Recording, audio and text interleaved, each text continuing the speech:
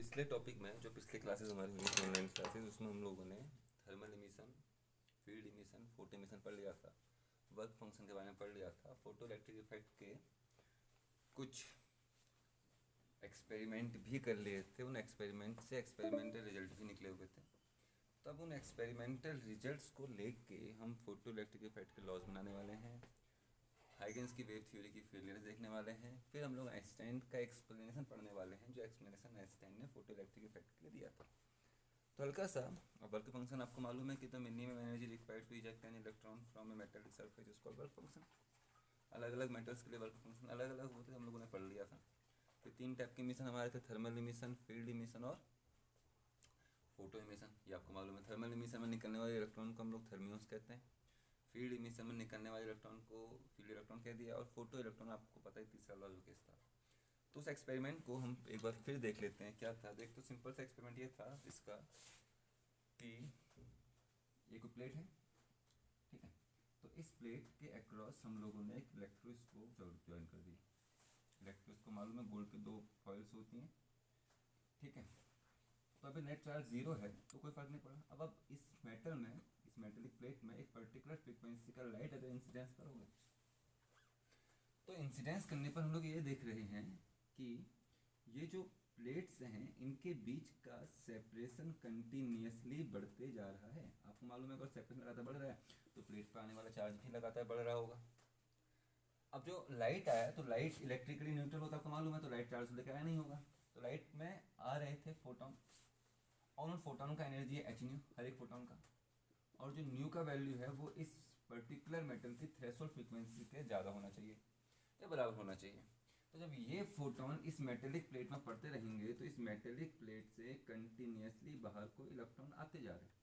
अब इलेक्ट्रॉन बात बोल के तो आने लगा, मैं आ गया, या इलेक्ट्रॉन दिखाई दे रहा हो कि भाई वो आ रहा है, वो नहीं पता। तो पता कैसे लग रहा है कि इलेक्ट्रॉन बाहर को निकल रहे हैं? क्योंकि यहाँ पर लगातार पॉजिटिविटी बढ़ रही है। मेटेलिक प्लेट से अगर इलेक्ट्रॉन निकलेंगे तो इलेक्ट्रॉन में कमी होते रहेगा। And deficiency of electron means positive charge. तो प्लेट लगातार पॉजिटिवली चार्ज हो रही है और इस वायर की मदद से वो पॉजिटिव चार्ज जो है वो इस इलेक्ट्रोस्कोप में गया, इसका गैप बढ़ते रहा। तो इसका गैप बढ़ने का जो कॉन्सेप्ट है, जो इसका गैप जो बढ़ रहा है वो इस बात को बता रहा है कि लाइट के पड़ने से इस मेटेलिक शीट से इलेक्ट्रॉन बाहर को आ रहे हैं, मतलब फोटो इमिशन हो रहा है। इसी का एक्सपेरिमेंट जो हम लोगों ने कल किया था वो क्या था कि भाई आप लोगों ने कोई वैक्यूम ट्यूब लिया। वैक्यूम ट्यूब तो नहीं हो सकता, तो इसमें हम लोगों ने एज पॉसिबल है जितना वैक्यूम हो उतना जनरेट किया और हमने इसके अंदर नोबल आइडियल गैसेस भर दी, ठीक है। तो 2 प्लेट्स हैं, तो एक प्लेट ये है P1 और एक प्लेट ये है आपका P2। 2 प्लेट्स यहाँ पर हो गई, ठीक है। इसके बाद हम लोगों ने यहाँ पर जो लगाया वो यहाँ पे हम लोगों ने एक कम्यूटेटर लगाया। कम्यूटेटर मतलब एक 4 कीज का अरेंजमेंट। तो एक कम्यूटेटर यहाँ पर आप लोगों ने ज्वाइन कर दिया, ठीक है ना। और यहाँ पर हम लोग एक रिहोस्टेट बैटरी ज्वाइन कर देते हैं विथ रिहोस्टेट। तो हमने एक बैटरी ज्वाइन कर दिया है विथ रिहोस्टेट और यहाँ पर हम लोगों ने एक रिहोस्टेट को लगा दिया, ठीक है। सर्किट को 3 एलिमेंट हो गए, ठीक है। प्लेट P1 P2 जो वैक्यूम चैम्बर के अंदर रखा है, विंडो हो गया, कम्यूटेटर हो गया, इसको K1 कह देते हैं, इसको K2 और K2 कह देते हैं। और यहाँ पर आपका एक रियोस्टेट लगा हुआ है, ठीक है जी। अब क्या है, इस कम्यूटेटर के एक डायगोनल के अक्रॉस आप इसके 2 टर्मिनल ज्वाइन करेंगे और एक डायगोनल के अक्रॉस हम इसके 2 टर्मिनल ज्वाइन करेंगे।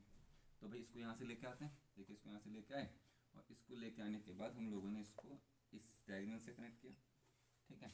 और यहाँ से इसको लेके आए और इसको हम लोगों ने जो कनेक्ट किया, इसको जो यहाँ पर हम लोग कनेक्ट करते हैं वो यहाँ पे कनेक्ट कर डालते हैं, ठीक है। एक डायगोनल क्रॉस कनेक्ट हो गया, क्लियर, कोई दिक्कत नहीं। अब इसके दूसरा डायगोनल जो बचा उसका एक पॉइंट हम लोग यहाँ कनेक्ट किए और दूसरा डायगोनल जो है हम लोग इस तरीके से, अब ये नॉन कनेक्टिंग वायर है, यहाँ कनेक्ट कर दिए। तो बन गया जी हमारा सर्किट डायग्राम, ठीक है। एक हम लोग लगा देते हैं माइक्रो एमीटर। तो हमने यहाँ पर एक माइक्रो एमीटर लगा दिया, ठीक है। और यहाँ पे वोल्टेज को पढ़ने के लिए हम लोग एक वोल्टमीटर कनेक्ट कर देते। तो हम लोगों ने यहाँ पर एक वोल्टमीटर भी कनेक्ट कर दिया, ठीक है। तो ये हमारा सर्किट डायग्राम हो गया। तो इतना आपको समझ में आ चुका होगा कि सर्किट डायग्राम क्या बनना, याद हो गया होगा, सिंपल सा बनाना, कोई दिक्कत की बात नहीं है। तो ये पॉजिटिव नेगेटिव है, तो ये पॉजिटिव और नेगेटिव। तो ये बताएगा कि भाई कितना वोल्टेज लगा रहे हो, ये बताएगा कितना करंट आ रहा है। तो ये टर्मिनल आपका पॉजिटिव है तो ये टर्मिनल भी पॉजिटिव रहा, ये ये वाला टर्मिनल आपका हो गया पॉजिटिव, ये नेगेटिव था तो नेगेटिविटी यहाँ से गई, ये गई, तो ये हो गया आपका नेगेटिव। ठीक है, अब एक काम करते हैं, ये नेगेटिव टर्मिनल है, हम लोग K2 को ऑन करते हैं। हमने K2 और K2 को ऑन किया, K1 और K1 को ऑफ रखा। अब K2 ऑन है तो पॉजिटिविटी यहाँ से तो आ जाएगी नहीं क्योंकि ऑफ है, कहाँ को आ गई, नीचे को, यहाँ को नहीं आएगी, यहाँ से गई इधर को और यहाँ से गई आपकी P2 के पास, तो P2 ही पॉजिटिव है और ये नेगेटिव था, ये इस तरीके से यहाँ गए और यहाँ की मदद से P1 नेगेटिव। अगर आप K2 और K2 को ऑफ करोगे, K1 और K1 को ऑन करोगे, तो उस केस में जो नेगेटिविटी हो यहाँ से हो जाएगी नहीं, वो यहाँ गई K1 से और इसके होते हुए थ्रू यहाँ से फिर यहाँ चले गए तो P2 नेगेटिव। मतलब इस कम्यूटेटर की मदद से आप P2 का पोलरिटी चेंज कर सकते हो, नेगेटिव भी रख सकते हो और पॉजिटिव भी रख सकते हो। और कम्यूटेटर का मतलब ही डिवाइस होती है जो डायरेक्शन चेंज करने के काम आता है। तो P2 को आप पॉजिटिव भी ले सकते हो और P2 को आप लोग नेगेटिव भी ले सकते हो। ठीक है, देखिए भाई आप कल अच्छा अब अगला केस क्या है, यहाँ पर लाइट आए। अब अगर विंडो ऑन करोगे तो विंडो ऑन करने से इसमें लाइट पड़ेगी। इस लाइट का जो फ्रीक्वेंसी होना चाहिए वो किसी पर्टिकुलर फ्रीक्वेंसी से ज़्यादा होना चाहिए। उस पर्टिकुलर फ्रीक्वेंसी को हम लोगों ने थ्रेशोल्ड फ्रीक्वेंसी कहा। और अलग अलग मेटल के लिए वो थ्रेशोल्ड फ्रीक्वेंसी अलग अलग होगी। तो जैसे एक पर्टिकुलर फ्रीक्वेंसी का लाइट इस प्लेट P1 पे पड़ेगा तो P1 पे पड़ते ही इस प्लेट P1 से इलेक्ट्रॉन इजेक्ट होना स्टार्ट हो गए। अब फिर से वही कहानी सर, इलेक्ट्रॉन को दिखाई देना ही होंगे, पता कैसे लगा कि इजेक्ट हो गए, क्योंकि आपने सर्किट पूरा कंप्लीट किया था, बस आपने विंडो बंद रखा था और लाइट नहीं आ रहा था, तो भाई microammeter shows no deflection, कोई भी डिफ्लेक्शन शो नहीं कर रहा था। अब माइक्रो एमीटर डिफ्लेक्शन शो नहीं कर रहा है मतलब सर्किट में कुछ भी करंट नहीं है। सर्किट में करंट नहीं है मतलब यहाँ पर सर्किट इनकम्प्लीट है। और लाइट के पड़ते ही अब यहाँ से सर्किट नहीं, अब सर्किट कंप्लीट होने का मतलब इलेक्ट्रॉन तो बाहर को निकल के आऊँगा, मेटेलिक प्लेट से पॉजिटिव है तो आया नहीं होगा। तो जब इलेक्ट्रॉन बाहर को निकले सर्किट कंप्लीट हुआ and microammeter shows some deflection. अब इलेक्ट्रॉन P1 टू P2 गए, अब इलेक्ट्रॉन P1 टू P2 गए तो करंट का डायरेक्शन जो होता है वो इलेक्ट्रॉन के फ्लो के अपोजिट होता है। तो इलेक्ट्रॉन अगर P1 टू P2 जाए तो current P2 to P1 flow होगा। तो करंट का फ्लो था बेटा पॉजिटिव टू नेगेटिव, तो हमने लगा दिया, समझ रहे। तो सर्किट कंप्लीट हो गया। तो this electron is called photoelectron. इन इलेक्ट्रॉन से फ्लो होने वाली जो करंट है, this current is called photoelectric current and this whole phenomena is called photoelectric effect. ठीक है, आइंस्टाइन ने किया था बेटा इस फोटो इलेक्ट्रिक इफेक्ट का एक्सप्लेनेशन, और आइंस्टाइन को इस एक्सप्लेनेशन के लिए नोबेल प्राइज मिला था। अब देखिए अब हम लोग पहले हम लोग देखते हैं हुआ क्या इस एक्सपेरिमेंट में, रिजल्ट्स क्या निकले। ये एक्स एक्सेस है, ये एक्स डैश एक्सेस और ये वाई एक्सेस। ठीक है, x axis is represent the potential, the polarity of potential across P2, P2 का पोटेंशियल P1 के रिस्पेक्ट में। Positive x axis represent potential on P2। अगर P2 का पोटेंशियल P1 के रिस्पेक्ट में पॉजिटिव है तो भाई तो पॉजिटिव एक्सेस को रिप्रेजेंट कर रहा है पॉजिटिव ही। और अगर P2 का पोटेंशियल P1 के रिस्पेक्ट में नेगेटिव है, कम्यूटेटर की मदद से अगर आप पोलरिटी चेंज कर देते हो और P2 का पोटेंशियल P1 के रिस्पेक्ट में नेगेटिव आ जाता है तो वो रिप्रेजेंट करेगा हमारा नेगेटिव एक्स एक्सिस। ठीक है, तो positive potential negative potential, this is represent positive potential applied across P with respect to P2 with respect to P1, और जो नेगेटिव एक्सिस है वो P2 का पोटेंशियल नेगेटिव बता रहा है P1 के रिस्पेक्ट में। ठीक है, and this axis is represent photo electric current, photo electric current. ठीक है, फोटो इलेक्ट्रिक करंट जो फोटोन या लाइट के पड़ने से जो इलेक्ट्रॉन निकले, जो फोटो इलेक्ट्रॉन निकले उनसे जो करंट फ्लो हो रहा है। तो इनिशियली हमने इसमें किसी पर्टिकुलर इंटेंसिटी और किसी पर्टिकुलर फ्रीक्वेंसी, इस लाइट का कुछ इंटेंसिटी आई और कुछ फ्रीक्वेंसी न्यू है, और जो फ्रीक्वेंसी इस लाइट का है वो इस मेटल की थ्रेशोल्ड फ्रीक्वेंसी, थ्रेशोल्ड फ्रीक्वेंसी आपको डिस्कस किया गया, आपको मालूम होगा इसकी थ्रेशोल्ड फ्रीक्वेंसी ज़्यादा है। तो जब पड़ा तो उसके पड़ने से इसमें से इलेक्ट्रॉन निकले। तो हमने क्या देखा कि इस वोल्ट मीटर ने अपना वोल्टेज 0 बताया। तो अब इस वोल्ट मीटर का अब देखिए आपका K2 ऑन है तो इसका मतलब P2 पॉजिटिव है। तो अगर यहाँ पर रिहोस्टेट से आप रियोस्टेट की पोजीशन चेंज करते रहोगे तो वोल्ट मीटर के अक्रॉस आने वाला पोटेंशियल चेंज होते रहेगा और वो पोटेंशियल P2 की पॉजिटिविटी को रिप्रेजेंट करेगा। तो मतलब आप P2 का पोटेंशियल वैल्यू जो है वो इस रियोस्टेट की मदद से चेंज कर सकते हैं। पॉजिटिव की बात चल रही है, सर्किट पूरा ऑन था और वोल्ट मीटर में आने वाला जो पोटेंशियल था वो है 0, पोटेंशियल 0 था। जैसे आपने विंडो ऑन करी, विंडो ऑन करते ही आपने क्या देखा, जैसे लाइट में इंसिडेंट हुई तो लाइट के इंसिडेंट होने से वोल्ट मीटर 0 बता रहा था, लेकिन एमीटर कुछ करंट आपको दे रहा था। तो वो करंट कुछ इतना था। कितनी खास बात है भाई, वोल्टेज 0 होने के बावजूद भी कुछ ना कुछ करंट है। तो इसका मतलब क्या है कि जब इस मेटल से कुछ इलेक्ट्रॉन निकले हैं, इस मेटेलिक शीट से जब इसमें लाइट पड़ा तो इसमें कुछ इलेक्ट्रॉन निकले हैं, तो उन फोटो इलेक्ट्रॉन में से कुछ इलेक्ट्रॉन इतने हाईली एनर्जेटिक हैं कि वो इलेक्ट्रॉन P2 पर जाने के लिए P2 की पॉजिटिविटी देख ही नहीं रहे, मतलब उसके पास इतना पोटेंशियल है कि P2 पर अगर जीरो पोटेंशियल, उनके पास इतना एनर्जी है, इतने हाईली एनर्जेटिक इलेक्ट्रॉन है कि अगर P2 पर जीरो पोटेंशियल भी है तो वो P2 तक पहुंच जा रहे हैं, जिससे ये करंट फ्लो हो रही है। अब मान लीजिए थोड़ी देर के लिए P1 से 1000 इलेक्ट्रॉन पर सेकंड निकले, P1 से 1000 इलेक्ट्रॉन पर सेकंड निकल रहे हैं। उन 1000 में से 400, 500, 600 इलेक्ट्रॉन इतने हाईली एनर्जेटिक हैं कि वो पर सेकंड P2 पर जीरो पोटेंशियल होने के बावजूद भी P2 तक पहुंच गए। पर सेकंड, एक सेकंड की बात चल रही है, तो 400 इलेक्ट्रॉन पर सेकंड यहाँ पे इकट्ठा हो जा रहे होंगे, लेकिन 600 इलेक्ट्रॉन के कारण कुछ ना कुछ करंट तो फ्लो हो रही होगी ना। अब आपने क्या किया कि रियोस्टेट की मदद से वोल्टेज P2 का पॉजिटिव वोल्टेज कंटिन्यूसली बढ़ाया। अगर आप P2 का वोल्टेज कंटिन्यूसली बढ़ा रहे हैं तो इस माइक्रो एमीटर में आने वाली रीडिंग भी कंटिन्यूसली बढ़ रही है, लेकिन एक लिमिट के बाद करंट ने बढ़ना बंद कर दिया, जबकि आपका वोल्टमीटर इसकी पॉजिटिविटी कंटिन्यूसली इंक्रीज कर रहा है। देखिए अगर आप इस पॉइंट के आगे देखते हैं तो इस पॉइंट के आगे आपका पॉजिटिव एक्सेस कंटिन्यूसली बढ़ रहा है, मतलब पॉजिटिव वोल्टेज लगातार बढ़ रहा है, लेकिन पॉजिटिव वोल्टेज के बढ़ने के बावजूद भी आपकी करंट की वैल्यू पर कोई भी चेंज नहीं आ रहा है, करंट ऑलमोस्ट कांस्टेंट है। तो this current is called saturated current. तो क्या होगा, तो पर सेकंड 600 तो अपने आप पहुंच जा रहे थे बिना वोल्टेज के, लेकिन जैस और 400 रुक जा रहे थे, नहीं जा पा रहे, निकल तो गए बाहर लेकिन जा नहीं पा रहे कहीं। तो P2 का पॉजिटिविटी बढ़ाओगे तो वो लगातार उन एक्स्ट्रा इलेक्ट्रॉनों को जो अपनी एनर्जी के कारण यहाँ तक नहीं पहुंच पाए, वो P2 का पॉजिटिव वोल्टेज उनको अपनी तरफ खींच रहा है। और एक कंडीशन ऐसी आएगी कि वो एक्स्ट्रा 400 जो नहीं पहुंच पा रहे तो उनको भी खींच लेगा, मतलब 1000 इलेक्ट्रॉन पर सेकंड निकलेंगे और 1000 इलेक्ट्रॉन P2 तक पहुंच जाएंगे। I equal to Q upon T होता है, Q is equal to N into E होता है, तो Q इक्वल टू आपका N into E upon T रहा।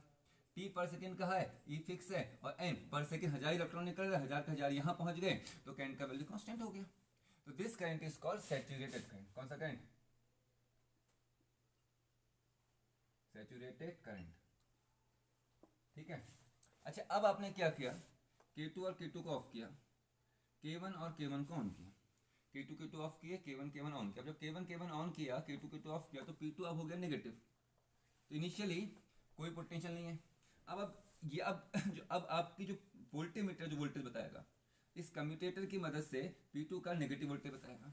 तो आप इससे नेगेटिव वोल्टेज बढ़ा रहे हैं, नेगेटिव वोल्टेज बढ़ाओगे तो भाई वो अब क्या करेगा कि शुरुआत में जो 600 इलेक्ट्रॉन पहुंच रहे थे बिना किसी एनर्जी के, उनको रिपल करने की कोशिश करेगा, उनको रिपल करेगा। तो उनको रिपल अगर वो करेगा तो ऑब्वियसली बात है कि यहाँ पहुंचने वाले इलेक्ट्रॉन कम होते रहेंगे।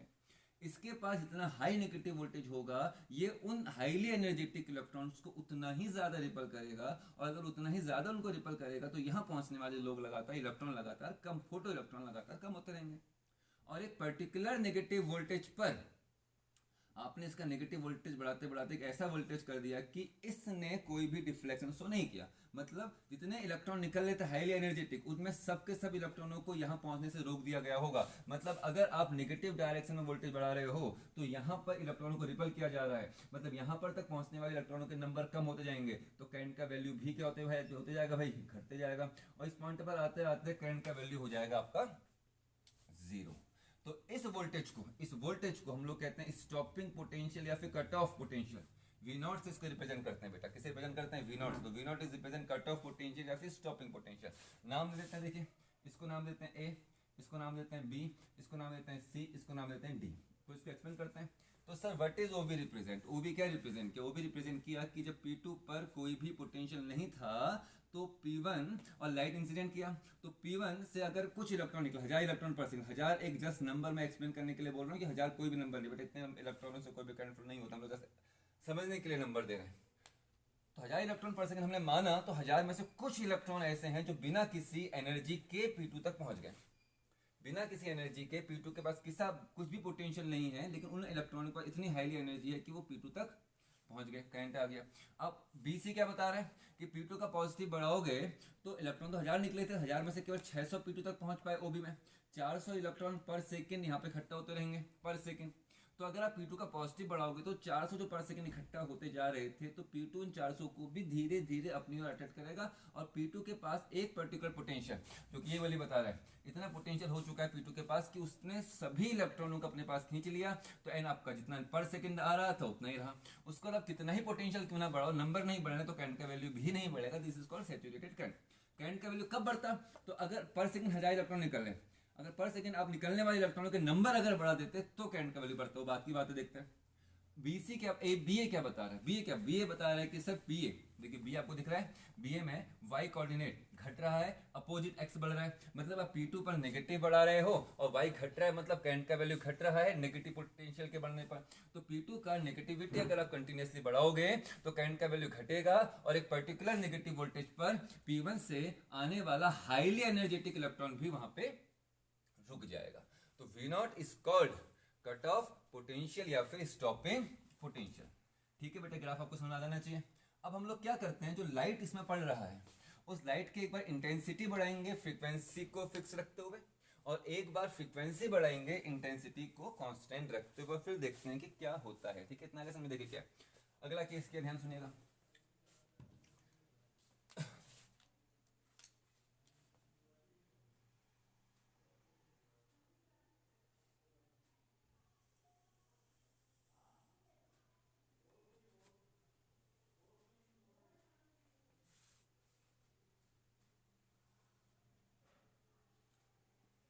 ठीक है, तो फिर ये वही पॉजिटिव पोटेंशियल P2 का और ये P2 का नेगेटिव पोटेंशियल, ये सैचुरेट करंट। तो हमने क्या करा कि एक I1 इंटेंसिटी का लाइट इसमें इंसिडेंट किया जिसकी फ्रीक्वेंसी न्यू है, इंटेंसिटी है I1, फ्रीक्वेंसी है न्यू। तो ग्राफ आ गया ये भाई, आप समझ गए, तुमने कहा था ग्राफ आ गया। ये ग्राफ में पूरा एक्सप्लेन कर चुका क्या होता है इसमें। ठीक है, ग्राफ आप लोग पूरा ही एक्सप्लेन कर चुके हैं, इसका आप लोगों को आप एक्सप्लेन करने की जरूरत नहीं है। ऊपर वाले ग्राफ तो है, समझिए ना, ऊपर वाले ग्राफ है, कोई दिक्कत नहीं है। अब हमने क्या किया, देखो अब इस ग्राफ में मालूम है आपको ये रीजन क्या बता रहा है, यहाँ से यहाँ तक क्या हुआ, इसके बाद सैचुरेट हो गया और ये कट ऑफ हो गया। अब आपने क्या करा कि इस प्लेट में पहले I1 इंटेंसिटी का लाइट इंसिडेंट किया था, इसकी फ्रीक्वेंसी न्यू थी। अब इसी प्लेट में आपने I2 इंटेंसिटी का लाइट प्रोजेक्ट कराया जिसकी फ्रीक्वेंसी भी न्यू है। इन अंतर सिर्फ इतना है कि जो I2 है, I2 is greater than I1, I2 I1 से बड़ा है।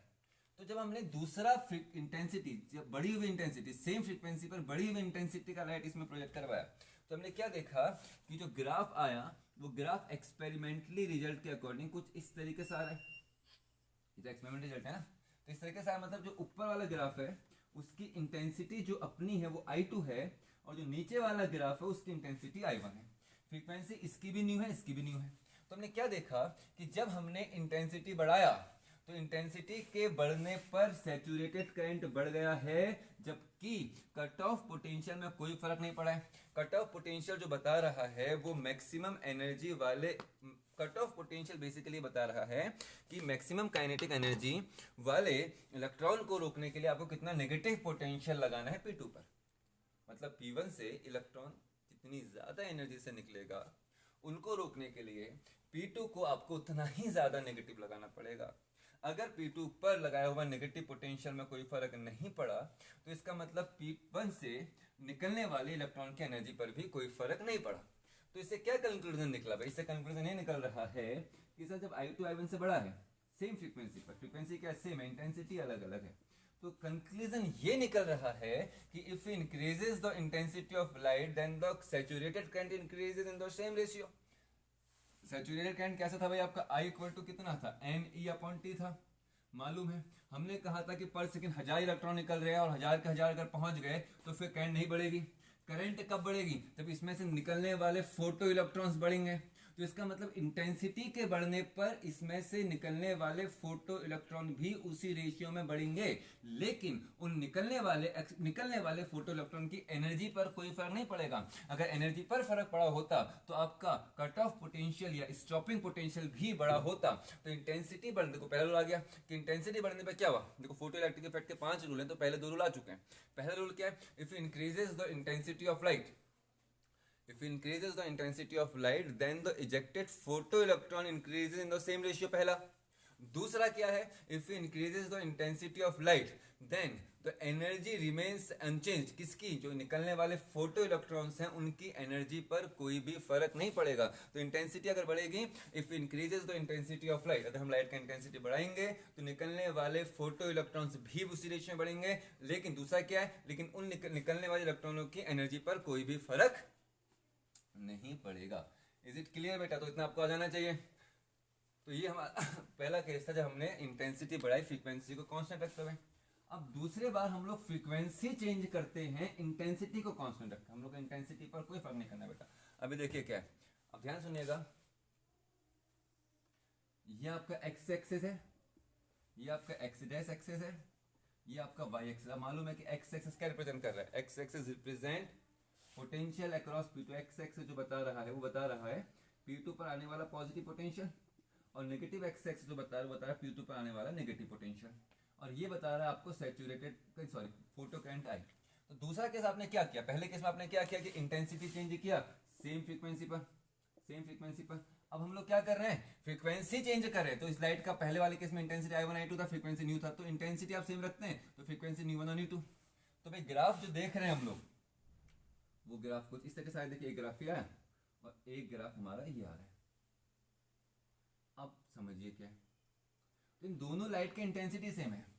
इसका फ्रीक्वेंसी जो हम लोग मान लेते हैं न्यू 1 और इसका फ्रीक्वेंसी मान लेते हैं न्यू 2, और फिर से new 2 is greater than new 1।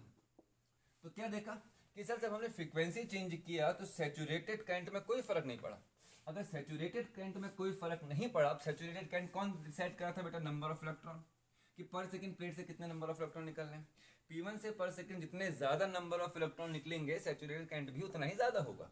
तो दूसरे वाले ग्राफ में जब हमने देखा कि if we increases the frequency of light without changing intensity, तो अगर इंटेंसिटी में कोई चेंज नहीं किया तो सैचुरेटेड करंट में कोई फर्क नहीं पड़ रहा है। मतलब इंटेंसिटी अगर चेंज है, अगर इंटेंसिटी कांस्टेंट है तो कितने इलेक्ट्रॉन निकल रहे हैं उनके नंबर पर कोई फर्क नहीं पड़ेगा। और अगर इंटेंसिटी बढ़ेगा तो इसका मतलब कि उस प्लेट से निकलने वाले जो फोटो इलेक्ट्रॉन्स हैं उनके नंबर भी उसी रेशियो में बढ़ेंगे। और फ्रीक्वेंसी कांस्टेंट था, फ्रीक्वेंसी फिक्स था, तो एनर्जी पर कोई फर्क नहीं पड़ रहा था। और अगर फ्रीक्वेंसी बढ़ा, देखो अब न्यू 2 बढ़ा है, अगर न्यू 2 बढ़ गया है तो भाई कट ऑफ पोटेंशियल भी आपका क्या हो चुका है, देखिए बढ़ चुका है। ये एक्सपेरिमेंटल रिजल्ट्स हैं, इनको डिस्कस करेंगे, अभी इसको भी एक्सप्लेन नहीं कर रहे थे क्यों एक्सपेरिमेंटल रिजल्ट। ये ग्राफ ऐसे क्यों आए, ये हम जब आइंस्टाइन का एक्सप्लेनेशन पढ़ेंगे उसके बाद हम लोग समझेंगे कि ग्राफ ऐसे क्यों आए, लेकिन अभी आपको समझना है कि हुआ क्या। अभी आपका एक्सपेरिमेंटल रिजल्ट निकाल याद रखने। तो if increases the frequency of incident light, अगर आप इंसिडेंट लाइट का फ्रीक्वेंसी बढ़ाओगे तो निकलने वाले इलेक्ट्रॉन, फोटो इलेक्ट्रॉन्स के नंबर पर कोई फर्क नहीं पड़ेगा, लेकिन उनकी काइनेटिक एनर्जी या एनर्जी क्या होगी, बढ़ेगी। और अगर एनर्जी बढ़ेगा तो P2 को उनको रोकने के लिए एक्स्ट्रा नेगेटिव लगाना पड़ेगा, मतलब स्टॉपिंग पोटेंशियल हमारा बढ़ेगा। तो यही हमारे दो मेन रिजल्ट्स थे जो इस एक्सपेरिमेंट से हमको सीखने को मिलते हैं भाई। तो पहला रिजल्ट क्या है, if increases the intensity of light, अगर आप लाइट का इंटेंसिटी बढ़ाओगे, if increases the intensity of light at same frequency then the ejecting photo electron increases in the same ratio but their energy या cut off potential remains same या unchanged. पहला result. दूसरा result क्या है, मतलब क्या पता लगा कि इंटेंसिटी के बढ़ने पर ही सैचुरेटेड करंट बढ़ेगी और एनर्जी में कोई फर्क नहीं पड़ेगा। दूसरे वाले में इंटेंसिटी सेम था, फ्रीक्वेंसी चेंज हो रहा था। अगर इंटेंसिटी सेम था तो सेम इंटेंसिटी पर निकलने वाले फोटो इलेक्ट्रॉन्स के नंबर पर कोई फर्क नहीं पड़ा, इसलिए सैचुरेटेड करंट आपका कांस्टेंट है। लेकिन हमने देखा है कट ऑफ पोटेंशियल बढ़ गया, तो इसका जिस लाइट का फ्रीक्वेंसी ज्यादा है उस पर्टिकुलर फ्रीक्वेंसी की लाइट से निकलने वाले इलेक्ट्रॉन को रोकने के लिए आपको नेगेटिव पोटेंशियल ज्यादा लगाना पड़ रहा है। नेगेटिव पोटेंशियल ज्यादा लगाना पड़ रहा है, मतलब स्टॉपिंग पोटेंशियल भी वहां पे ज्यादा है। तो क्लियर होगी बात। तो इंटेंसिटी बढ़ेगा, if increases the intensity of light then the number of ejecting photo electron increase in the same ratio. If V increases the intensity of light then the energy of ejecting photoelectron remains same. तीसरा क्या है, if V increases the frequency of light then the number of ejecting photoelectron is remains same but their energy increases in the same ratio. चौथा क्या है, if अगर इस incident light का frequency, if the frequency of this incident light, if the frequency of this incident light is less than या is lower than a particular limit, then इसने कोई भी इमिशन नहीं करना है। बेटा आपने फ्रीक्वेंसी बढ़ाना शुरू किया और फ्रीक्वेंसी का वैल्यू अगर एक पर्टिकुलर फ्रीक्वेंसी से कम है तो इसमें से इलेक्ट्रॉन इजेक्ट नहीं होंगे। तो उस पर्टिकुलर फ्रीक्वेंसी को हम लोग बोलते हैं threshold frequency. The minimum frequency required to eject an electron from a metallic surface is called threshold frequency, and if the frequency of incident light is less than this lower frequency, then there is no photo emission takes place. तो यहाँ पर कोई भी आपका photo emission नहीं होगा। तो कितने रूल्स हो गए बेटा, 4। सबसे लास्ट रूल क्या है, लाइट के पढ़ते ही emitter show some difference, light के पढ़ते ही एमिशन शो कर रहा है, डिफरेंस शो कर रहा है, तो लाइट के पढ़ते ही इलेक्ट्रॉन निकल रहे होंगे, that is there is no time lag between incidence of light and ejection of electron. तो कितने रूल हो गए बेटा आपके यहाँ पे? 5। फोटो इलेक्ट्रिक इफेक्ट के 5 रूल आप लोग लिखेंगे, क्योंकि इसी सीक्वेंस में हम लोग आइंस्टाइन के अकॉर्डिंग इसको एक्सप्लेन करेंगे। पहला लॉ क्या है? If increases the intensity of light then the number of photoelectron ejecting photoelectron, if photo तो बोल रहा ejecting है बेटा, then the number of photoelectron increase in the same ratio but their energy remains same। दूसरा क्या है? if increases the frequency, अच्छा दूसरा पहला और दोनों हो गया बेटा, पहले वाले में क्या समझ आ गई बात। तीसरा वाला क्या है? if increases the frequency of incidence light then the number of ejecting photoelectron is same but their energy increase in the same ratio। चौथा क्या है कि if the frequency of incidence light is less than a particular value, अगर इसकी intensity एक particular value से कम है, frequency एक पर्टिकुलर वैल्यू से कम है, फ्रीक्वेंसी एक पर्टिकुलर वैल्यू से कम है, तो वहां पर फोटो इमिशन नहीं होगा, and this particular frequency is called threshold frequency and there is no time lag between incidence of light and injection of electron. ठीक है, तो 5 रूल आपको बिल्कुल याद रखने बेटा, समझ आपको ये टॉपिक इंपॉर्टेंट टॉपिक है, इससे सवाल आना ही आना है, तो कंफर्म है। अब आएगा नहीं वो अलग बात है, लेकिन मैक्सिमम केसेस बनते हैं। तो पहला समझ गए इंटेंसिटी के बढ़ने में नंबर फोटोन बढ़ेंगे। दूसरा क्या? इंटेंसिटी के बढ़ने पर उनके एनर्जी में कोई फर्क नहीं पड़ेगा। तीसरा, फ्रीक्वेंसी बढ़ेगी तो एनर्जी भी उसी रेशियो में बढ़ेगा। चौथा, अगर फ्रीक्वेंसी के बढ़ने अगर फ्रीक्वेंसी का वैल्यू पर्टिकुलर फ्रीक्वेंसी से कम, इसको हम थ्रेशोल्ड फ्रीक्वेंसी क्या है, तो इंजेक्शन नहीं होगा। पांचवा क्या है? There is no time lag between incidence of light and injection of electron. ठीक है, इतना क्लियर है भाई?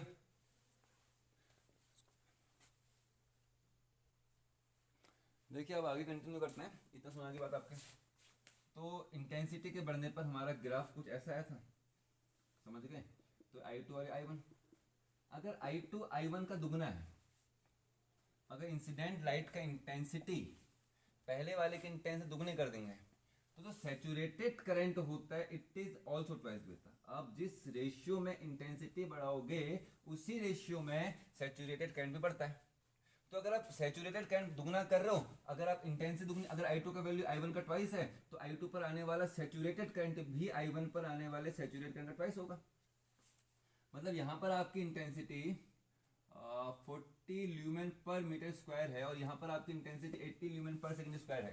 तो 40 ल्यूमेन पर सेकंड स्क्वायर में आपका करंट 2 एम्पियर है, तो 80 ल्यूमेन पर सेकंड स्क्वायर में आपका करंट जो है वो 4 एम्पियर हो जाएगा। मतलब आपने अगर करंट का लाइट का इंटेंसिटी ट्वाइस किया तो करंट भी क्या हो जा रही है बेटा? सैचुरेटेड करंट भी क्या हो जा रही है? ट्वाइस। तो मतलब सैचुरेटेड करंट और लाइट की इंटेंसिटी के बीच में जो रिलेशन है वो है लीनियर। अगर इसमें हम ग्राफ खींचेंगे तो ग्राफ कैसा आने वाला है बेटा? आपका लीनियर। मतलब इंटेंसिटी ऑफ लाइट जिस रेशियो में बढ़ेगा, सैचुरेटेड करंट भी उसी रेशियो में आपका बढ़ने वाला है। ठीक है, एक ग्राफ और आपकी किताब में दिया हुआ है, उसमें एनर्जी और फ्रीक्वेंसी के बीच में ग्राफ ड्रॉ किया है। वो एनर्जी और फ्रीक्वेंसी वाला ग्राफ हम लोग तब बताते हैं जब हम लोग आइंस्टाइन का फोटो इलेक्ट्रिक इक्वेशन पढ़ लेते हैं। ठीक है, तो सारे रिजल्ट्स आपको आ गए भाई। मेरे ख्याल से उम्मीद करते हैं कि आप लोगों ने सीख लिए होंगे फोटो इलेक्ट्रिक इफेक्ट में क्या था, कि ये वाला रीजन क्या बताता है, यहाँ से यहाँ का रीजन क्या बताता है, ये रीजन सैचुरेट करंट क्यों कहा, यहाँ पर नेगेटिव वोल्टेज बढ़ाओगे तो क्या होगा। क्लियर है ना? तो अब इसको हम लोग, अच्छा इतना आ गया, क्लियर है। चलिए रूल्स आ गए, सब कुछ क्लियर हो गया।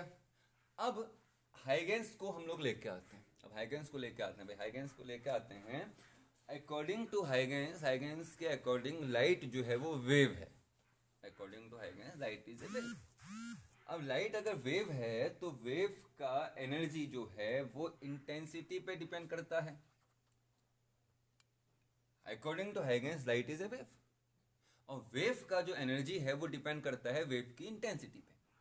फ्रीक्वेंसी का पता नहीं है अभी जो भी है, लेकिन इंटेंसिटी डिपेंड करता है। तो हम लोग पढ़ रहे हैं हाइगेंस की फेलियर, कि हाइगेंस इस फिनोमेना को क्यों एक्सप्लेन नहीं कर पाया।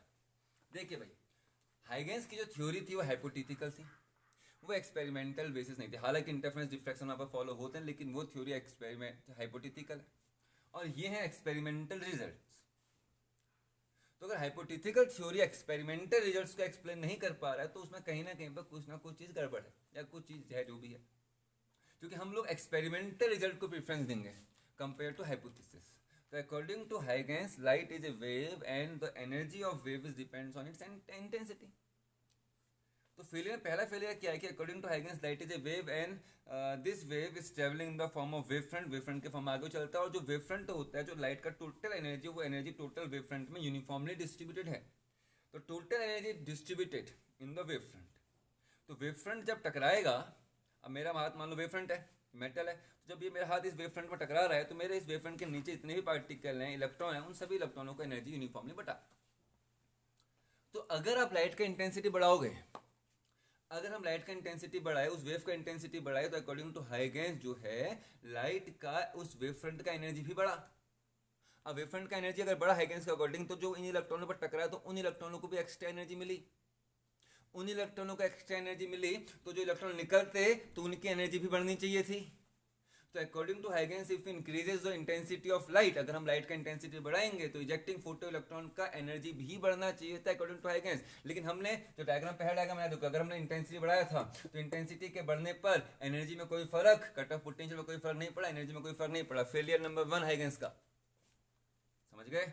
लाइट का इंटेंसिटी बढ़ेगा तो लाइट क्या है हाइगेंस के अकॉर्डिंग? वेव। अगर लाइट वेव है तो वेव का एनर्जी किस में डिपेंड करेगा? इंटेंसिटी पे। तो इंटेंसिटी के बढ़ने में वेव का एनर्जी क्या होगा? बढ़ेगा। हाइगेंस ने कहा कि भाई लाइट जो है वेव फ्रंट के फॉर्म में चल रहा है और जो एनर्जी वो पूरी वेव फ्रंट में यूनिफॉर्मली डिस्ट्रीब्यूटेड है। ये वेव फ्रंट जब किसी प्लेन सरफेस से टकराएगा या मेटल सरफेस से टकराएगा तो वेव फ्रंट के नीचे जितने भी इलेक्ट्रॉन्स आए उन इलेक्ट्रॉनों को वो अपना एनर्जी यूनिफॉर्मली डिस्ट्रीब्यूट करेगा। तो अगर हम लाइट का इंटेंसिटी बढ़ाएंगे तो उस वेव फ्रंट का एनर्जी बढ़ेगा। वेव फ्रंट का एनर्जी अगर बढ़ेगा तो वो वेव फ्रंट जितने इलेक्ट्रॉनों से टकराया तो उन इलेक्ट्रॉनों का एनर्जी भी बढ़ेगा। उन इलेक्ट्रॉनों का अगर एनर्जी बढ़ गया तो निकलने वाले इलेक्ट्रॉनों का डेफिनेटली एनर्जी बढ़ना चाहिए था। लेकिन experiment shows that if increases the intensity of light then the energy of projecting photo electron remain same. तो पहला गलत हो गया ना, हाइपोथेसिस कुछ और बोल गया, एक्सपेरिमेंट कुछ और बोला। दूसरा पहले से मिलता जुलता है। According to Huygens energy depends on intensity. तो आपकी लाइट का फ्रीक्वेंसी कुछ भी क्यों नहीं है, आपकी लाइट की फ्रीक्वेंसी कितनी ही कम क्यों नहीं है, आपका लाइट का फ्रीक्वेंसी कितना ही कम क्यों नहीं है, हाइगेंस के अकॉर्डिंग अगर आपकी इंटेंसिटी एक पर्टिकुलर वैल्यू से ऊपर है, अकॉर्डिंग टू हाइगेंस अगर आपके लाइट का इंटेंसिटी एक पर्टिकुलर वैल्यू से ऊपर सफिशिएंट है तो किसी भी फ्रीक्वेंसी पर आपका इजेक्शन पॉसिबल है हाइगेंस के अकॉर्डिंग, क्योंकि एनर्जी इंटेंसिटी डिपेंड कर रहा है। तो according to Huygens and light of any frequency capable the ejecting of electron, बस शर्त यह है कि उनका इंटेंसिटी एक पर्टिकुलर इंटेंसिटी से ऊपर होना चाहिए। यहां उल्टा हो गया एक्सपेरिमेंट में। एक्सपेरिमेंट में उल्टा क्या हुआ, अगर लाइट का फ्रीक्वेंसी एक पर्टिकुलर फ्रीक्वेंसी से कम है, चाहे उसकी इंटेंसिटी कितनी ही ज्यादा क्यों नहीं है, तो इजेक्शन नहीं होगा। समझ रहे हैं? If the frequency, actual experimental result बता रहे हैं कि अगर आपका फ्रीक्वेंसी थ्रेशोल्ड फ्रीक्वेंसी के नीचे है और आपकी इंटेंसिटी कितनी ही कम क्यों नहीं थी तो इजेक्शन हो रहा था। लेकिन हाइगेंस बोल रहे हैं कि अगर आपका फ्रीक्वेंसी आपके फ्रीक्वेंसी कुछ भी क्यों नहीं है, अगर आपका इंटेंसिटी एक पर्टिकुलर वैल्यू से ऊपर है तो इजेक्शन होगा। कितने फेलियर हो गए हाइगेंस के? दो। पहला दूसरा मिलता जुलता है। तीसरा failure time lag. Experiment shows that there is no time lag between the incidence of light and ejection of electron. Light के पड़ने पर और इलेक्ट्रॉन के निकलने पर कोई भी टाइम लैग नहीं होगा। अब मेरा हाथ है, मैंने इमेजिन कीजिए कि भाई मैंने आप में से किसी ने शैतानी करा और मेरे को थप्पड़ अगर मारा तो मेरे हाथ का जितना एनर्जी था वो एनर्जी उसके गाल में पूरी डिस्ट्रीब्यूट हुआ नहीं हुआ। तो ये वेव फ्रंट है। वेव फ्रंट अगर मेटल सरफेस में टकराएगा तो उस वेव फ्रंट के नीचे जितने भी पार्टिकल होंगे उन सबको मिलेगा ना, मतलब किसी एक इलेक्ट्रॉन को एक साथ एनर्जी नहीं मिल रहा है। जब 15, 20, 50, 100, 200 वेव फ्रंट टकराएंगे तब जाके इलेक्ट्रॉन बाहर निकलेगा। तो देयर भी must be A time lag. मतलब अगर आप हाइगेंस की थ्योरी की बात करें तो वेव फ्रंट के पड़ने और इलेक्ट्रॉन के निकलने में टाइम लैग कंपलसरी आएगा। एंड मैथमेटिकली हम लोग ये देख पाते हैं, मैथमेटिकली एक्सपेरिमेंट तो पॉसिबल है नहीं, ये टाइम लैग महीनों और सालों का हो सकता है। अकॉर्डिंग टू हाइगेंस लाइट के पड़ने पर और इलेक्ट्रॉन के निकलने पर कोई भी टाइम लैग, मतलब टाइम लैग आना चाहिए। लेकिन experiment shows that there is no time lag between the incidence of light and injection of electron. तो कितनी फेलियर्स होगी बेटा आपकी? 3। किसकी? हाइगेंस की, वेव थ्योरी की। तो इसको एक्सप्लेन करने के लिए कौन आएगा आपके? आइंस्टाइन। तो अब हम लोग देखते हैं आइंस्टाइन एक्सप्लेनेशन ऑफ किसका? Photo electric effect.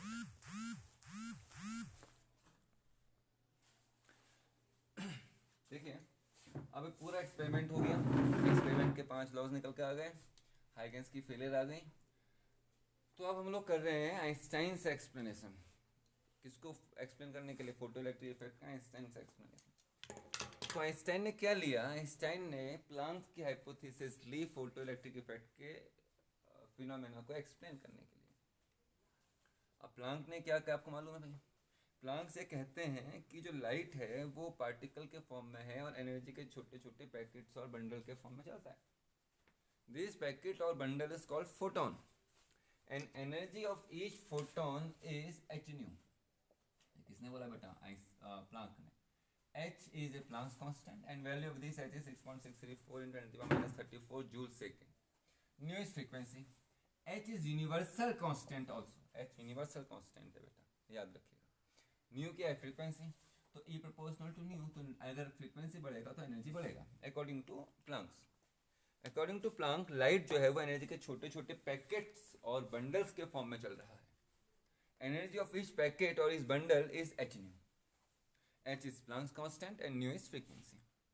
ये का यूज किया। तो आइंस्टाइन ने इसका आगे क्या सोचा? उन्होंने ये सोचा if increases the intensity of light, Einstein ने सोचा कि अगर हम लाइट का इंटेंसिटी बढ़ाएं, if increases the intensity of light then the number of photons present in the light is increases in the same ratio। अगर हम लाइट का इंटेंसिटी इंक्रीज करेंगे तो लाइट का इंटेंसिटी इंक्रीज करने पर उस लाइट में नंबर ऑफ फोटॉन्स भी उसी रेशियो में इंक्रीज होंगे। अगर फ्रीक्वेंसी कांस्टेंट है तो एनर्जी में कोई फर्क नहीं पड़ेगा। और अगर आप लाइट का फ्रीक्वेंसी को बढ़ाओगे या चेंज करोगे तो उस बीम में जितने भी फोटॉन्स हैं उन फोटॉन्स में हर एक फोटॉन का एनर्जी भी उसी रेशियो में बढ़ेगा, लेकिन उनके नंबर्स पे कोई फर्क नहीं पड़ेगा। क्लियर है? अगर हम, आइंस्टाइन ने क्या सोचा कि अगर लाइट का इंटेंसिटी बढ़ाया जाए फ्रीक्वेंसी फिक्स रख के, तो एनर्जी तो फिक्स रहेगी हर फोटॉन की, लेकिन उनके नंबर बढ़ जाएंगे। और अगर आप लाइट का फ्रीक्वेंसी को बढ़ाओगे तो लाइट के फ्रीक्वेंसी के बढ़ने पर उन फोटॉन के साइज में फर्क पड़ेगा, लेकिन एनर्जी में कोई एनर्जी में फर्क पड़ेगा, लेकिन नंबर में कोई फर्क नहीं पड़ेगा। इस तरीके समझते हैं, एक पेटी है बिस्किट की, इसमें 5-5 रुपये वाले 100 पैकेट हैं। तो अगर आप इंटेंसिटी बढ़ा रहे हैं तो पैकेट, आपने एक ऐसी पेटी ले ली जिसमें 5-5 रुपये वाले पैकेट ही हैं, लेकिन पैकेट 200 है। तो इंटेंसिटी के बढ़ने में पैकेट के साइज में फर्क नहीं पड़ेगा, उनके नंबर में इंक्रीमेंट आ जाएगा। दूसरा, अगर आप फ्रीक्वेंसी बढ़ाएंगे तो नंबर में फर्क नहीं पड़ना, एनर्जी बढ़ जानी है। मतलब एक पहली पेटी जिसमें 5-5 रुपये वाले 100 पैकेट हैं, तो अगर आप फ्रीक्वेंसी बढ़ाए इंटेंसिटी कांस्टेंट रखते तो आपके पास एक ऐसी दूसरी पेटी है जिसमें पैकेट तो 100 ही हैं, लेकिन हर एक पैकेट जो है वो 10-10 रुपये वाला है। मेरे ख्याल से क्लियर होगी बात। दूसरा क्या बोला कि एक फोटोन एक इलेक्ट्रॉन से टकराने पर अपना टोटल एनर्जी उस इलेक्ट्रॉन को ट्रांसफर कर देना। जब हमने कल ऑनलाइन क्लास पढ़ा थे, मैं पहले बोला था, मैंने इसको पहले एक्सप्लेन कर दिया था, कायदे से अभी आएगा ये, समझ लो। मैंने कल भी कहा था कि जब क्लास चल रहा था कि आगे जाके इसका प्रॉपर एक्सप्लेनेशन आएगा, ठीक है। तो एक फोटोन जो है वो एक इलेक्ट्रॉन से टकराएगा और वो इलेक्ट्रॉन उस फोटोन को पूरा एब्जॉर्ब करेगा, आपस में शेयर नहीं करेगा। भाई मेरे को बिस्कुट पैकेट मिला, मैंने किसी और को दिया, नहीं, मेरे को अगर मिला है तो मैं पूरा ही खाऊंगा, दूसरे को शेयर नहीं करूंगा, चाहे उसको नहीं मिला वो अलग बात है। तो अगर इलेक्ट्रॉन को फोटोन मिल रहा है तो फोटॉन्स को पूरा एब्जॉर्ब करेगा। तो यहाँ पर आइंस्टाइन गड़बड़ कर गए, क्योंकि अभी कॉम्पटन इफेक्ट आगे आता है, हमारे कोर्स में नहीं है। कॉम्पटन इफेक्ट में 2 टाइप के हमको रेडिएशन मिलते हैं, समझ लो, मॉडिफाइड एंड अनमॉडिफाइड। तो एक रेडिएशन ऐसा मिलता है कि जो पता ही नहीं चला है किस तरीके से, अनमॉडिफाइड पता नहीं चला क्या करें, क्या करना है क्या नहीं करना है। तो उसके लिए क्या कर रहा है भाई, वो इस चीज़ को एक्सप्लेन करता है कि फोटोन जो है वो पूरी तरीके से इलेक्ट्रॉन एक फोटोन को पूरी तरीके से एब्जॉर्ब नहीं कर पा रहे, वो आगे आप लोग पढ़ोगे। तो यहाँ पर हम लोग ये कहेंगे कि फोटोन अगर इलेक्ट्रॉन से टकराया तो फोटोन अपनी पूरी एनर्जी उस इलेक्ट्रॉन को दे देगा, इलेक्ट्रॉन उसको किसी के साथ शेयर नहीं करना है। फोटोन और इलेक्ट्रॉन के बीच का कोलिजन बिल्कुल वैसा ही है जैसा कोलिजन 2 परफेक्टली इलास्टिक बॉल्स के बीच में होता है। तो परफेक्टली इलास्टिक बॉल जब कोलाइड करती हैं तो कोलाइड करने पर उनके बीच का टाइम इंटरवल काफ़ी कम होता है। तो जब फोटोन किसी इलेक्ट्रॉन से टकराएगा तो टकराने पर एनर्जी ट्रांसफॉर्मेशन में टाइम इंटरवल काफ़ी कम लगेगा, जो इंस्टेंटली इमिशन को एक्सप्लेन करेगा। समझ गए? तो इतनी बातें बताई। अब मान लीजिए कि अपना ये कोई मेटेलिक सरफेस, देखो आइंस्टाइन की इक्वेशन हम लोग ड्राइव कर रहे हैं, ये कोई मेटेलिक सरफेस है। इस मेटेलिक सरफेस में आपका कोई फोटोन पड़ा, कोई फोटोन जो पड़ा, उस फोटोन का फ्रीक्वेंसी h nu है। फोटोन जो पड़ रहा है उसका फ्रीक्वेंसी h nu है। ये इलेक्ट्रॉन है, इस इलेक्ट्रॉन ने इस फोटोन को एब्जॉर्ब किया। अब ये इलेक्ट्रॉन जब इस फोटोन का एनर्जी एब्जॉर्ब करेगा तो क्या होगा भाई, मैंने कल कहा था असेंबली में किसी बच्चे को बिस्कुट पैकेट मिला, कल का याद होगा आपको, उसने बिस्कुट पैकेट खाया, तो उसे क्या करना है, उस जो बिस्कुट के पैकेट से एनर्जी मिली उस एनर्जी का कुछ पार्ट उसने असेंबली से बाहर आने में और बचा पार्ट दौड़ लगाने में, मतलब इस h nu का कुछ पार्ट बाहर निकलने में, और जो बच गया वो काइनेटिक एनर्जी के फॉर्म में कन्वर्ट करेगा। That is h nu is used in 2 ways, phi plus k, और k हम मैक्सिमम ले रहे हैं, हम लोग उन इलेक्ट्रॉन की बात करें जिनको बाहर निकालने के लिए एनर्जी की रिक्वायरमेंट सबसे कम है। तो h nu is used in 2 ways, एक वर्क फंक्शन, एक kinetic energy, work function that is energy required to eject an electron from the metal surface. तो एच को जो एब्जॉर्ब किया तो उसका कुछ पार्ट असेंबली से बाहर आने में मान लो इतना खर्च किया, बच जो गया उस एनर्जी उसने भागना शुरू कर दिया। तो h is use in two ways, 5 plus a maximum if nu is equal to nu naught. Nu क्या था? Yes, threshold frequency. तो अगर न्यू का वैल्यू न्यू नॉट के बराबर है, थ्रेशोल्ड फ्रीक्वेंसी के बराबर,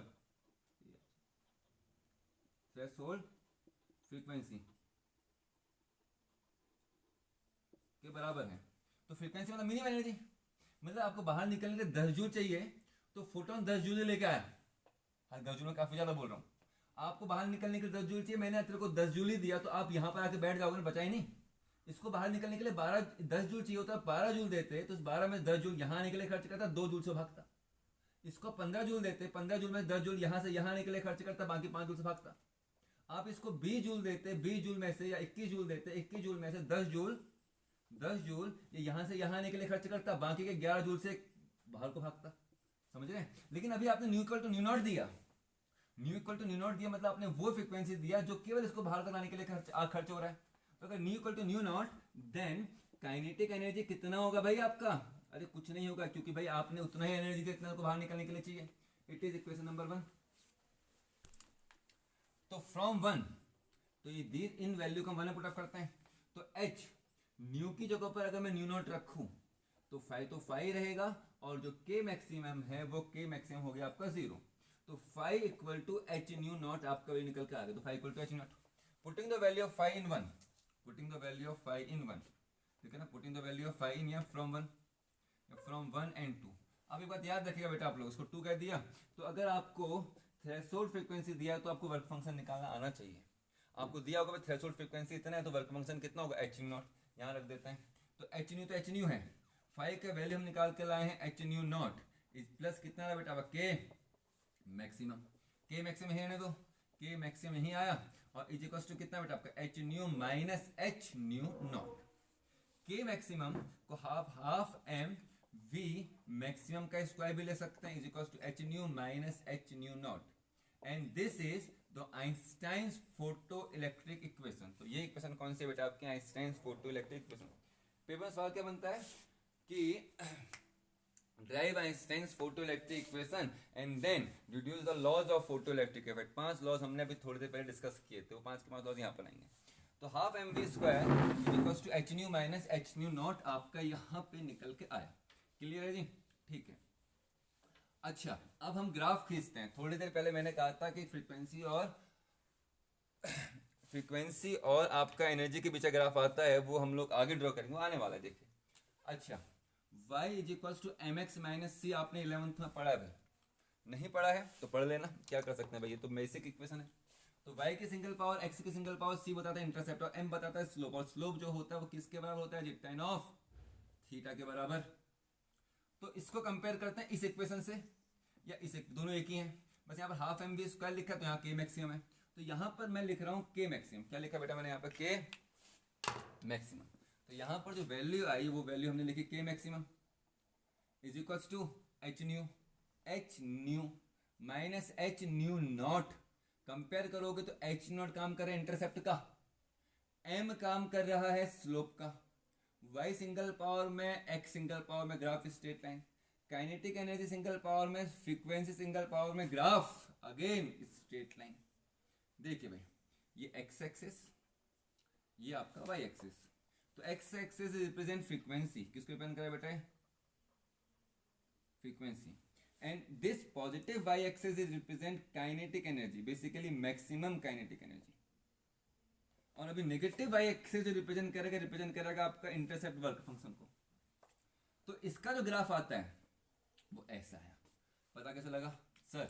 इंटरसेप्ट हमने 11th में पढ़ा है, आपको 11th में मैथमेटिकल टूल्स में बता रखा है इंटरसेप्ट नेगेटिव है, तो ये नेगेटिव इंटरसेप्ट ये रहा, और यहाँ पर नेगेटिव इंटरसेप्ट बता रहे एच न्यू नॉट, और एच न्यू नॉट हम लोग कह चुके हैं किसके बराबर है? 5 के बराबर है। तो यहाँ से यहाँ का रीजन इंटरसेप्ट जो है negative energy, kinetic energy negative नहीं होता है, तो यहाँ पर नेगेटिव जो एक्सेस है वो बता रहा है आपका वर्क फंक्शन।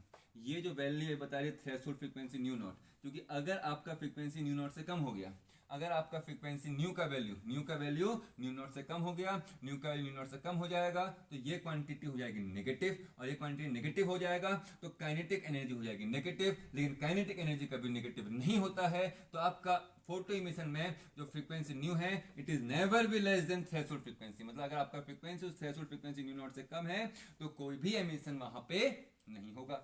अब स्लोप क्या होता है बेटा, एम किसके बराबर है, tan ऑफ थीटा। एम का काम कौन कर रहा है, एच। अगर इस लाइन ने एंगल थीटा बनाया है तो इस लाइन का स्लोप कितना होगा, तो इस लाइन का स्लोप होगा आपका एम, जो कि tan ऑफ थीटा के बराबर होगा। तो tan ऑफ थीटा कौन रिप्रेजेंट कर रहा है यहाँ पर, एच। तो काइनेटिक एनर्जी और फ्रीक्वेंसी के बीच में जो ग्राफ आया है, उस ग्राफ में जो ग्राफ लाइन का नेगेटिव वाई एक्सिस में इंटरसेप्ट है, this intercept represent work function, और उस लाइन का जो स्लोप है tan of theta, this is represent Planck's constant. And Planck's constant universal constant. मान लीजिए कि यहां पर जो हमने ग्राफ लिया वो किसी एल्यूमिनियम सोडियम मेटल के लिया, किसी मेटल के ले लिया। अब हमने मेटल चेंज कर दी। अगर आप मेटल चेंज कर दोगे तो मान लो कि दूसरा जो आपने मेटल लिया उस मेटल का वर्क फंक्शन पहली वाली मेटल के वर्क फंक्शन से ज्यादा है। अगर वर्क फंक्शन ज्यादा है तो थ्रेशोल्ड फ्रीक्वेंसी भी क्या होगी, ज्यादा होगी। लेकिन जो ग्राफ होगा वो ग्राफ पहले लाइन के बिल्कुल पैरेलल ही होगा। क्यों होगा पैरेलल, आपको पता है, बताओ भाई। अगर आप सोच पाए तुरंत आप रिप्लाई कीजिए। तो ग्राफ बिल्कुल पैरेलल आएंगे। सर क्यों है, क्योंकि सर दो लाइंस अगर पैरेलल हैं तो केवल तभी पैरेलल हो सकती हैं अगर उनके स्लोप सेम है। तो स्लोप कौन रिप्रेजेंट कर रहा है, एच। एच क्या है, यूनिवर्सल कांस्टेंट। अगर ये एच यूनिवर्सल कांस्टेंट तो सभी के लिए एच सेम रहेगा, सभी के लिए एच सेम रहेगा तो सभी के लिए ग्राफ लाइंस भी क्या रहेंगी बेटा, पैरेलल रहेंगी। लेकिन इसका थ्रेशोल्ड फ्रीक्वेंसी पहले वाले के थ्रेशोल्ड फ्रीक्वेंसी ज्यादा है, तो इसलिए इसका यहाँ पे इंटरसेप्ट भी क्या है, ज्यादा है, तो वर्क फंक्शन भी क्या आएगा बेटा, आपका ज्यादा आएगा। तो it is Einstein's photo electric equation. ठीक है, अब इसका आएगा जो एक्सप्लेनेशन है वो कल की वीडियोस में या फिर कल के टॉपिक में हम लोग करेंगे। ठीक है ना, चलिए इतना ही करते हैं।